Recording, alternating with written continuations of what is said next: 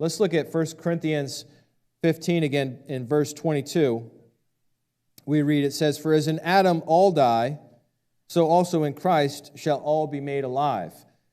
But each in his own order, Christ the firstfruits, then at his coming, those who belong to Christ.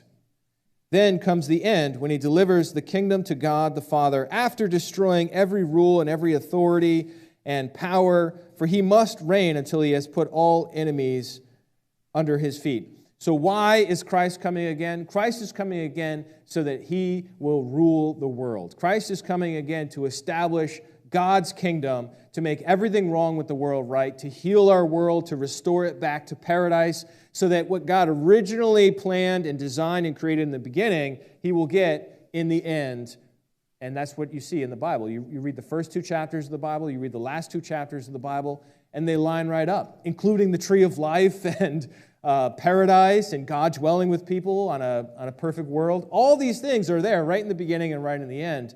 And that's what Jesus is coming back to initiate, that process of regeneration.